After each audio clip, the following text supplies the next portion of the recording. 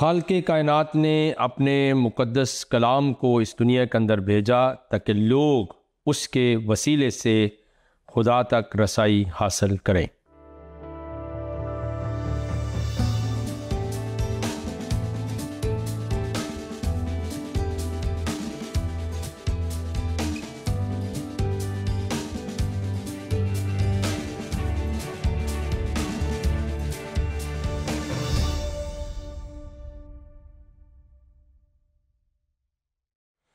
Programme दोस्ती का हाथ भाई सदीक के साथ मैं हूं आपका मेज़बान पास्टर सदीक पॉल। आप सबों की खिदमत में सलाम, शलोम और अस्सलामु अलैकुम। हस्ब साबिक अपने प्रोग्राम का आगाज़ नाजरीन इस दुआए खैर के साथ करते हैं कि आप जहां कहीं पर भी हों सलामती के साथ हों और खुदा ताला की ज़ात क़ुद्दूस आपको हमेशा अपनी बरक़ात से नवाजता रहे और उसका दाना हाथ कसरत और बरकत के साथ आपके सरों के ऊपर कायम रहे। आमीन सुम्मा आमीन। हमारा मौज़ू सुखन जो हमारा मज़मून है वो है कुरान की फ़रियाद, और ये टॉपिक मबनी है प्रोफेसर अली हसन मुज़फ़्फ़र की किताब कुरान की फ़रियाद पर। आज इस सिलसिले का हमारा तीसरा प्रोग्राम है और उम्मीद वासिक रखते हैं कि आपने पिछले दो प्रोग्राम्स के अंदर सही तरीके से समझा होगा और ये खुदा ताला की ज़ात हम पर मेहरबानी करती है कि हमें ऐसे मौज़ूआत अता करती है जिसकी ज़रूरत माशरों के अंदर मौजूद और बिलखसूस अहले मसीहत और अहले इस्लाम के लिए बहुत ज़रूरी होती हैं वो बातें करना। और ये जो टॉपिक है और प्रोफेसर अली हसन मुज़फ़्फ़र साहब की किताब हमारे लिए मुआवन और मददगार साबित हो रही है, क्योंकि अगर हम कुछ बातें डायरेक्टली कहेंगे तो लोग फतवाबाजी, लड़ाई झगड़ा और आपको पता है तनकीद और पता नहीं मुखालफत के अंबार लगा देंगे। लेकिन चूँकि हम अपनी तरफ से कुछ नहीं कर रहे तो हम बेसिकली गुफ्तगू कर रहे हैं कुरान की फ़रियाद पर। कुरान की चीख क्या है, कुरान की पुकार क्या है, कुरान का जो है वो असल मसला क्या है। तो इसी किताब के अंदर उन्होंने एक पोइट्री को भी पेश किया है, यानी एक नज़म है और उसका टाइटल भी है कुरान की फ़रियाद। यानी उसके कुछ अशार हमने पहले प्रोग्राम में सुनाए थे, लेकिन आज उसके चंद अशार और सुनाता हूँ और उर्दू हिंदी बोलने वालों की समझ में ये आएगा। तो वो लिखते ये हैं कि ताकों में सजाया जाता हूँ, यानी ताक अलमारियाँ या ऊंची जगहों पे सजाया जाता हूँ, आँखों से लगाया जाता हूँ, तावीज़ बनाया जाता हूँ, धो धो के पिलाया जाता हूँ। तो चंद चूँकि शेर पढ़ूँगा, सारे नहीं पढ़ूँगा। जैसे किसी तोता मैना को कुछ बोल सिखाए जाते हैं, इसी तरह पढ़ाया जाता हूँ, उसी तरह सिखाया जाता हूँ। दिल सोच से खाली रहते हैं, आंखें हैं कि नम होती नहीं, कहने को मैं एक एक जलसा में पढ़ पढ़ के सुनाया जाता हूँ। ये जलसों के लिए कुरान है। और ऐसे ये मेरी अकीदत के दावे और कानून पे राज़ी गैरों के, यानी कहते अकीदत मेरे साथ कुरान कह रहा है और कानून दूसरों के मानते हैं। यूं भी मुझे रुस्वा करते हैं, ऐसे भी सताया जाता हूँ। कितने पढ़े हैं कुरान तुमने, कितने पढ़े हैं कुरान तुमने, रस्म कुल और चिहलम पर शमार कराया जाता हूँ। यानी रस्म कुल जो तीसरे दिन या दूसरे दिन कुल होते हैं मुसलमानों के, उनको और 40 दिन के बाद जो उनकी सरमनीज़ होती उनके अंदर कितने कुरान पढ़ें ताकि जो गुनाह बंदे ने किए हैं आप कुरान पढ़ पढ़ के हम उनको बख्शवाएंगे। बताया गया है लोगों को बख्शी जाएंगी 7 पुश्तें, यानी 7 नस्लें, 7 जनरेशन जो आपकी होंगी, बच्चों के बच्चे, उनके बच्चे, वो बख्शे जाएंगे, वो जन्नत में चले जाएंगे। बताया गया है लोगों को बख्शी जाएंगी 7 पुश्तें, इस हसीन अकीदे पर मैं हिफ्ज़ कराया जाता हूँ। यानी किसी को मेमोराइज कोई कुरान कर ले तो उसका ये कि इतने लोग बख्शे जाएंगे। फिर कहता है मुल्ला पीर और मलंग सारे यूं तो मेरे गर्विदा है। कहता है मुल्ला पीर और मलंग सारे यूं तो मेरे गर्विदा हैं, पर ये ना समझें क्यों और कैसे मैं समझाया जाता हूँ। वो कहता है इनको किसी बात का नहीं पता है। फिर कहते हैं किसी बज़्म में मेरा जिक्र नहीं, किस उर्स में मेरी धूम नहीं। वो शिकवा कर रहे हैं कुरान की तरफ से, किस बज़्म में मेरा जिक्र नहीं, किस उर्स में मेरी धूम नहीं, मैं फिर भी अकेला रहता हूँ, मुझसा भी कोई मज़लूम नहीं।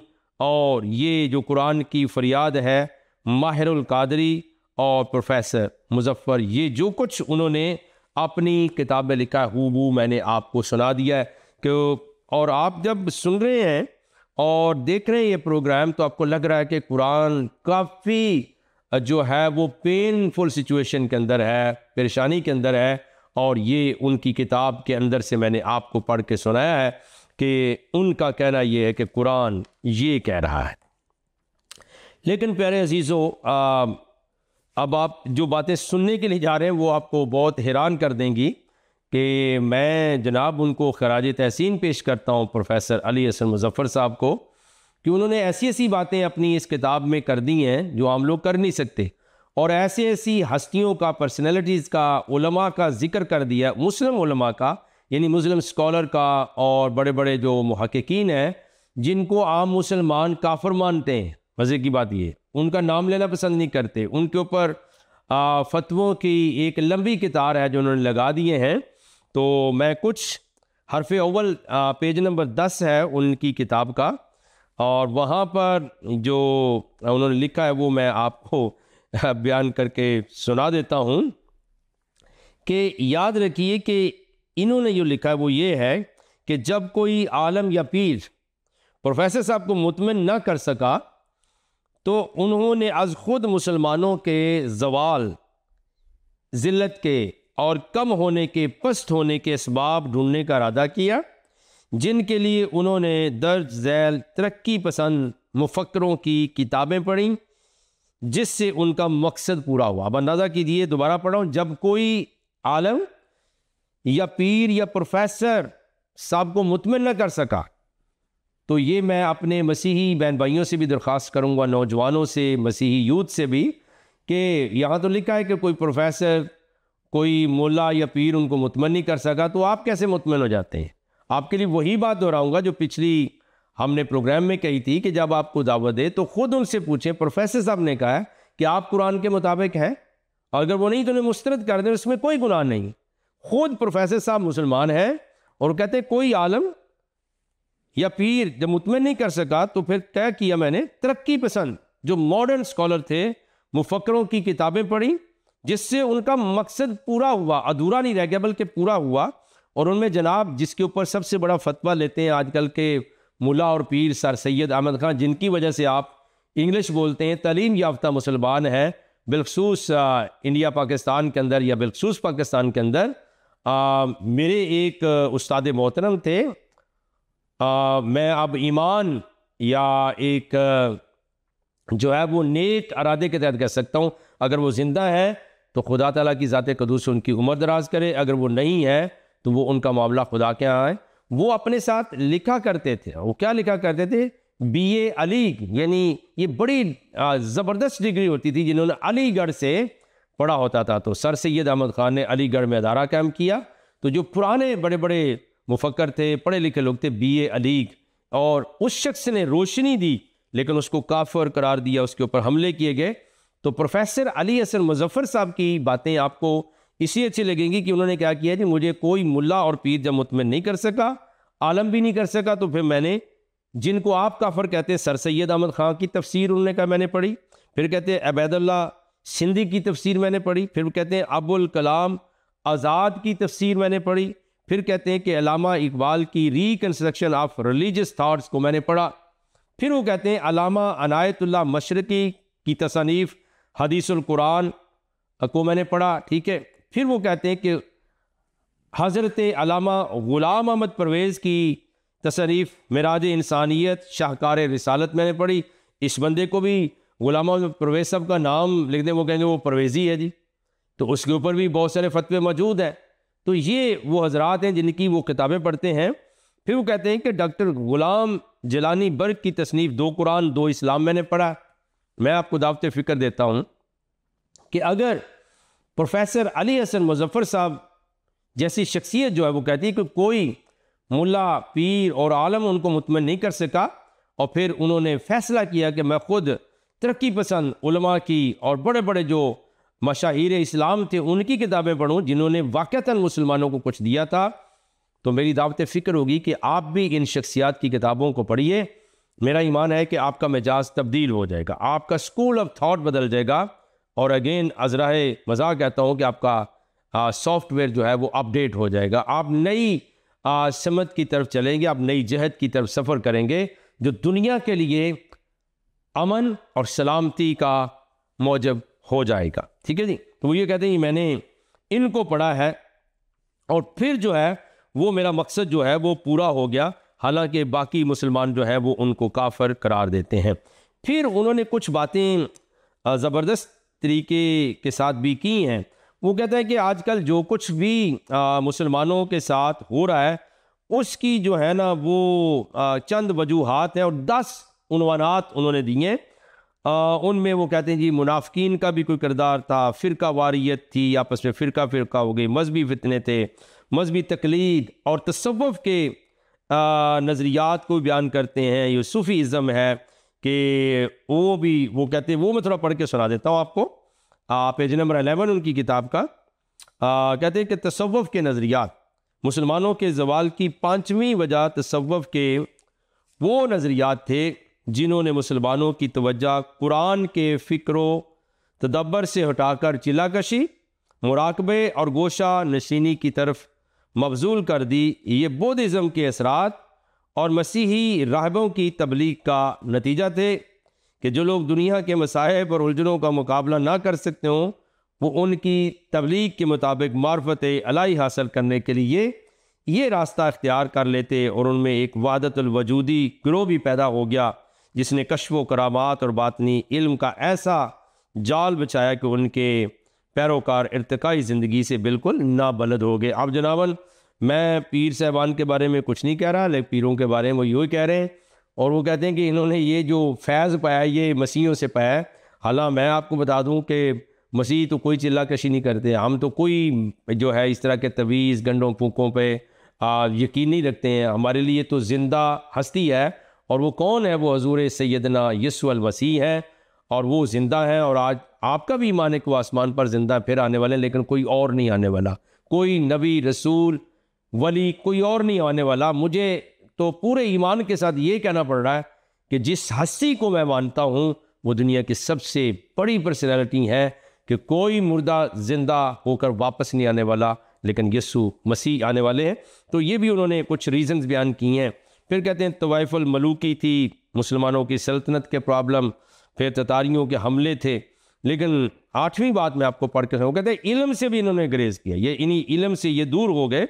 मुसलमानों के जवाल की 8वीं, मुसलमानों के ज़िल्लत पजीर होने की, कम होने की, यानी कम इस सूरत में कह रहा हूँ कि हर मैदान में वो नीचे गए। यानी नीचे जाने की वजह जो है ये थी कि मुसलमानों ने मसीहियों और यहूदियों की साजिश से मुतासर होकर, आप अंदाज़ा कीजिए, मुझे नहीं समझ आती कि कौन सा मसीही और यहूदी कहता है कि कुरान ना पढ़ो। मैं खुद आका मौला खुदावंद यीशु अल मसीह का एक अदना सा खादम हूँ। मैं ये हमेशा दावत होती है और आपको पता है इस वक्त भी जब मैं आपके साथ प्रोग्राम कर रहा हूँ दोस्ती का हाथ भाई सदीक के साथ, इस वक्त भी देखिए ये बाइबल मुकद्दस मेरे हाथ में मौजूद है और ये कुरान शरीफ भी मेरे पास मौजूद है। मेरी दावत क्या होती है कि प्लीज़ पढ़े बगैर तबसरा ना कीजिए। ये असूल मुताला के ख़िलाफ़ है कि आपने जिस किताब को देखा नहीं, पढ़ा नहीं, सुना नहीं और उसके अंदर फ़िक्र नहीं किया, आप उसके ऊपर तबसरे करें, आप उसके ऊपर कॉमेंट्री शुरू कर दें। तो मैं तो दावा देता हूँ कि आप कुरान शरीफ को पढ़ें, आप बाइबल मुकद्दस को पढ़ें, आपको हकीकत का पता चल जाएगा। लेकिन प्रोफेसर अली हसन मुजफ्फर साहब कहते हैं कि मुसलमान जो गिरे हैं उसमें 8वीं वजह यह है कि ये जनाब मसीहों और यहूदियों के आलमों से ये प्रोपेगेंडा था कि इल्मी इर्तिका कुरानी नज़रियात के ख़िलाफ़ है। चुनांचे मुसलमान आलमों ने भी कुरान पर तदब्बर करने से मना कर दिया, बल्कि आला तलीम को ही कुरान के ख़िलाफ़ कहकर रोक दिए। तो अब ये कोई बात बनती नहीं है कि मैं तो इस दावत का दाई हूँ कि आइए किताबों को पढ़ें, और जब आप किताबों को पढ़ेंगे तो आपको समझ में आ जाएगा कि ट्रेडिशनल इस्लाम क्या है और टेक्सचुअल इस्लाम क्या है, टेक्स्ट के अंदर, किताब के अंदर क्या लिखा है। इस तरह ट्रेडिशनल मसीहत क्या है कि आप मसीह को देख के या किसी बहुत ही ओबाश और जो है वो दुनियादार बंदे को और देखो जी क्रिश्चियन ऐसे होते हैं, मसीह ऐसे होते हैं, ऐसी बात नहीं। आप टेक्सचुअल क्रिश्चियनिटी को पढ़िए, आप पढ़ेंगे, आप बात करेंगे। तो ये कहते हैं जी कि इल्म से ग्रेज, फिर वो एक बहुत बड़े मुफक्कर का नाम लेते हैं, चूँकि ये प्रोग्राम आपके लिए बाइस तकवीयत होगा और खुदा का शुक्रिया अदा करता हूँ कि जितने प्रोग्राम्स मैं आपके पास लेकर आया हर हफ्ते, उनमें मैं ये कह सकता हूँ कि ये प्रोग्राम आपकी आंखें खोल देगा कि कुरान की फरियाद क्या है, कुरान का मसला क्या है, कुरान का प्रॉब्लम क्या है। और ये मैं नहीं कह रहा, ये कौन कह रहे हैं? प्रोफेसर अली हसन मुजफ्फर साहब कह रहे हैं। तो कहते हैं जी, एक बहुत बड़ी वो हस्ती का नाम लेते हैं और वो वाकई उनका मकाम है। इमाम गजाली का नाम जो है वो पूरी दुनिया के अंदर है। किसी मुसलमान से पूछिए, स्कॉलर से, तालिब इल्म से पूछिए, इमाम गजाली अलैहि रहमत, वो कहेंगे ये बड़ी हस्ती थी, इमाम वो गुजरे। वो कहते हैं इमाम गजाली जैसे मुफक्करों ने भी इल्म दीन से हटकर किसी और इल्म के हासिल करने पर पाबंदी लगा दी। अब कहते हैं कि इल्म दीन बस कुरान शरीफ को जान लो, जैसे उन्होंने कहा कि ये सारे जो दीगर इल्म थे उनके बारे में नहीं।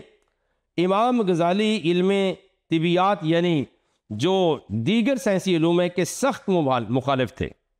वो अहयाल अलूम में फरमाते हैं, उनकी किताब का हवाला देते हैं कि वो अहयाल अलूम में फरमाते हैं कि इस इल्म के बाद मुबाहिस क्योंकि शरीयत और असल हक से टकराते हैं, यानी साइंसी इल्म के, इसलिए इस पर इल्म का इतलाक ही सही नहीं, बल्कि कहते हैं बल्कि इसे जोहल कहना ज़्यादा मुनासिब, ये जहालत है। वो कहते हैं दीगर साइंसी इल्म, प्रोफेसर अली हसन मुजफ्फर साहब कहते हैं कि मुसलमान गिरे क्यों, ज़वाल पजीर क्यों हुए, ज़िल्लत में क्यों गए, कि इन्होंने जनाब दीगर इल्म को नहीं पढ़ा है।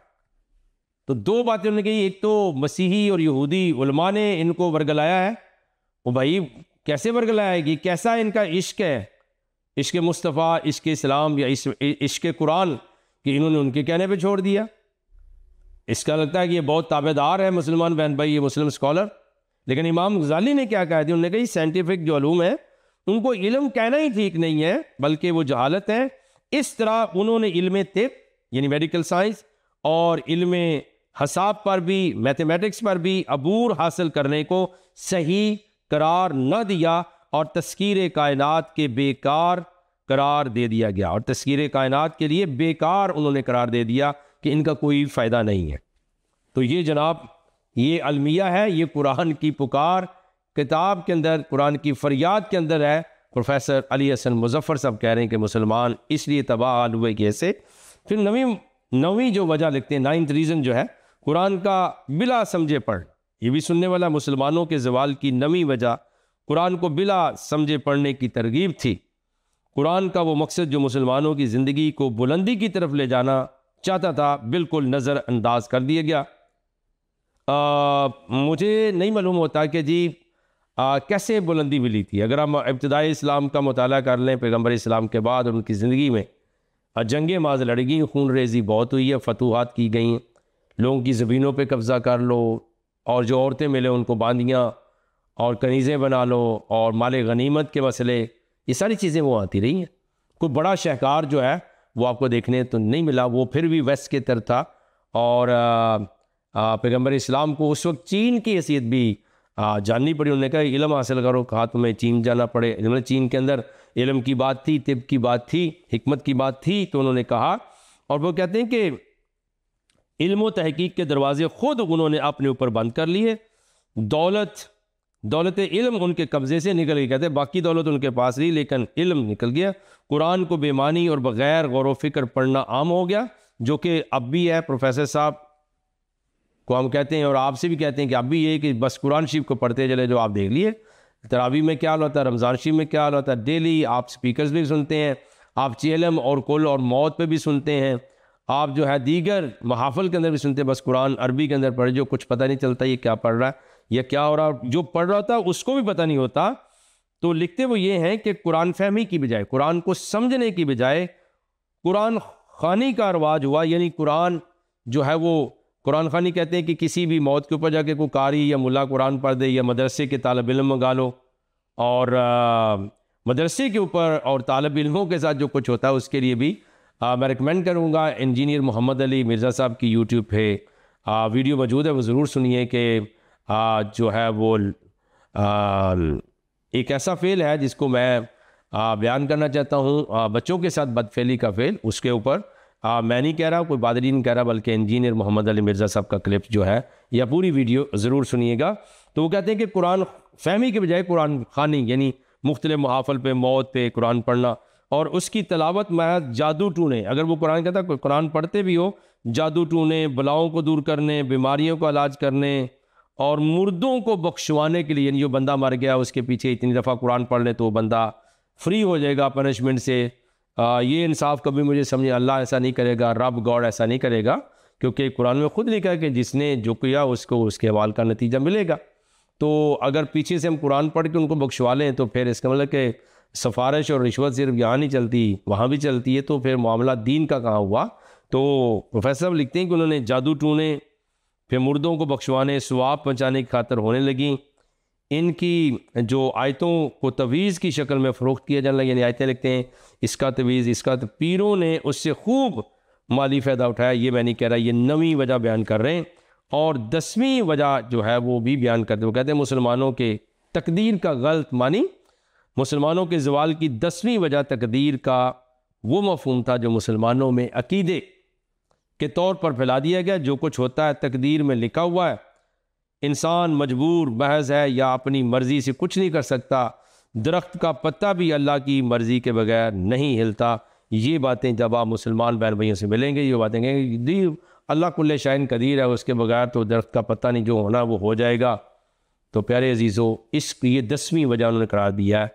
और आप देखिए कि मुस्लिम माशरों के अंदर, मुस्लिम ममालिक के अंदर जो है वो आबादी जो है वो तेज़ी से बढ़ी, पॉपुलेशन, उसकी वजह क्या, बच्चे पैदा करना। और फिर उसके ऊपर भी हदीसें कि पैगम्बर इस्लाम फ़ख्र करेंगे उनकी उम्मत ज़्यादा है, और जैसे ये इन्होंने कहा है कि पता भी नहीं हिलता है, ऐसी याद को, ऐसे फ़िक्र को आम कर दिया गया। मुझे आज तक बात याद है कि मैं किसी मुल्क में था और वहाँ बातचीत का मौका मिला, तो मैंने अर्ज़ की थी कि देखिए खालिक और मालिक रब है, खुदा की ज़ात ऐसा है, लेकिन जब बच्चा पैदा करते हैं तो उसकी परवरिश की ज़िम्मेदार आप है। अगर ये कहेंगे बच्चा सब चीज़ें जी खुदा की तरफ से हैं, तो वो फीडर और नेपीस और आपको जो है फार्मूला के और बेबी मिल्क के डब्बे खुदा तो नहीं देगा, वो आपकी ज़िम्मेदारी है कि आप क्या करें। लेकिन बाहर का प्रोफेसर अली हसन मुजफ्फर साहब जो है वो यही कहते हैं। अब वो जो एंड करने बात का, वो कहते हैं कि ये सारे मसाइल थे जिनकी वजह से मुसलमान ज़वाल पजीर हुए, ज़िल्लत में चले गए, नीचे गए और अभी भी जा रहे हैं। लेकिन वो कहते हैं कि तहकीक की जो दावत है वो इन्होंने नहीं दी है, बल्कि वो कुरान की कुछ आयतें पेश करते हैं। वो कहते हैं कि कुरान तो तहकीक की दावत देता है लेकिन मुसलमान नहीं देता, और अगर कोई आयत पूछ लें ये कुरान में ऐसे लिखा हुआ है तो आपके ऊपर फतवा लग जाएगा। लेकिन इसीलिए मैं शुक्रगुजार हूँ प्रोफेसर अली हसन मुजफ्फर साहब का कि जो बातें मैं नहीं कर सकता, आप समझ गए ना जी नाजरीन, वो इस किताब के वसीले से मैं आम तक पहुँचा रहा हूँ। वरना मुझे शेल्टर नहीं मिलता, मैं महफूज नहीं रहता, और लोग शायद मेरे खिलाफ भी फतवा करते या मेरे प्रोग्राम के ऊपर भी फतवाबाजी या कुफर का और दीगर चीज़ों का इल्ज़ाम लगाते। लेकिन वो कहते हैं कि तहकीक इन्होंने की नहीं है। अच्छा, लेकिन कहते हैं कुरान तहकीकात की खुली दावत देता है। अब मुल्ला से पूछो तो वो कहता है जी एक दफ़ा का, बल्कि मुझे वाक़या याद है कि किसी बेटी ने, मुसलमान बेटी ने मुझसे कोई मसला पूछा, तो मैंने कुरान शरीफ की एक आयत उसको रिकमेंड की कि आप ये देखें, ज़रा जाकर पढ़ें, अरबी के अंदर, इंग्लिश के अंदर, उर्दू में तर्जुमा पढ़ें, फिर बताएं। तो वो खुशकिस्मती समझ लें या बदकिस्मती समझ लें, वो चली गई एक मौलवी साहब के पास। ये मैं सच्ची स्टोरी सुना रहा हूँ आपको। और जैसे ही वो मौलवी साहब को उन्होंने कहा जी ये कुरान की आयत है, मैं इसके बारे में मज़ीद जानना चाहती हूँ, तो मैं वर्ड टू वर्ड उन्हीं का कोट कर देता हूँ, उस मुसलमान बेटी का या ख़तून का। तो मौलवी साहब ने पहला जवाब क्या दिया, क्या ये किसी पादरी ने आपको बताई ये आयत, अंदाज़ा कीजिए। और फिर उनको कुछ नहीं उस आयत के ऊपर बताया, बल्कि ये कहा कि भाई आप अल्लाह रसूल पर, कुरान पर ईमान रखो, इस तरह की बातों में ना पढ़ो, आप जो है वो गुमराह हो जाओगे, आप जो है वो जहालत में चले जाओगे और अल्लाह पाक आपके वाला नाराज़ हो जाएगा। और वो मुसलमान बेटी, वो जो बीवी थी, वो मेरे पास वापस आई, उसने आकर ये मुझे बताया। खैर ये तो एक लंबी स्टोरी, फिर क्या हुआ, तो मैंने उनको फिर वो बात समझाने की कोशिश की। तो जनाब ये वो बात है जिसके लिए प्रोफेसर लिखते हैं कि अच्छा, वो कहते हैं कि मुल्ला मना करता है लेकिन कुरान तहकीक की दावत देता है, तो इसके लिए वो सूरा अल-अनकबूत की आयत कोट करते हैं। वो कहते हैं ए रसूल उनसे कहो ज़मीन पर चलें और फिरें और देखें कि अल्लाह ने किस तरह मखलूक को पैदा किया है। वो कहते हैं ये तो दावत है जी कि आप चलें फिरें और देखें। अच्छा, फिर दूसरा वाला कहते हैं आप कह दीजिए कि वो देखें क्या क्या चीज़ें आसमान और ज़मीन के बीच में हैं। अब वो ख़ुद ही तबसरा करते, वो कहते हैं इन दोनों आयतों में तहकीक की खुली दावत है। सूरह अल-अनकबूत है, उसकी आयत मैंने पेश की हैं। लिखा इन दोनों आयतों में तहकीक की खुली दावत है। पहली आयत में मखलूक की पैदाइश यानी आफरीनश की तख्लीक के बारे में तहकीक करने का हुक्म दिया गया, यानी हम तहकीक करें कायनात और उसके मुशमलात यानी सूरज, चाँद, ज़मीन, तारों की तख्लीक कैसे हुई, इंसान और हशरातुल अर्ज़ कैसे पैदा हुए, नबातात जमादात की पैदाइश किस तरह से हुई। और दूसरी आयत में ज़मीन और आसमान के अंदर जो कुछ है उनके बारे में हुक्म दिया गया है कि आप तहकीक करें।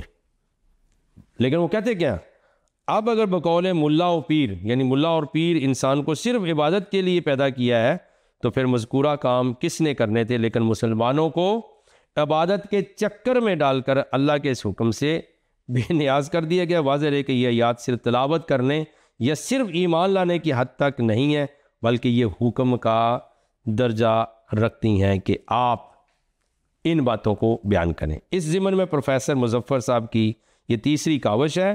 इनकी पहली दो किताबें जाग मुसलमान जाग और मुल्ला या इस्लाम भी इस दर्द से बड़ी पड़ी हैं, इस चीखो पुकार से कि हम मुसलमान दुनिया में 1 अरब होने के बावजूद जलीलो ख्वार क्यों हैं। ये मैं नहीं कह रहा, बल्कि ये बात उन्हीं की किताब के अंदर पेज नंबर 15 पे लिखी हुई है।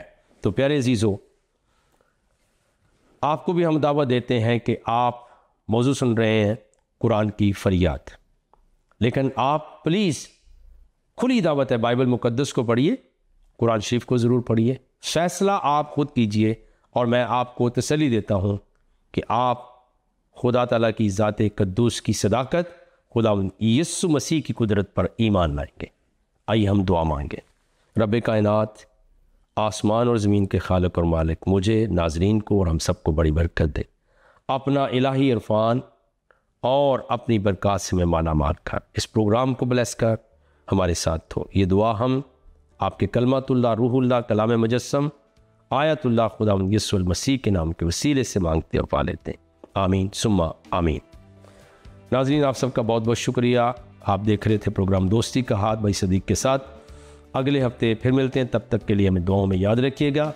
हम आपके मशकूर हैं कि आप खुद प्रोग्राम देखते हैं और दूसरों को दावत देते हैं। थैंक यू सो मच, बहुत शुक्रिया।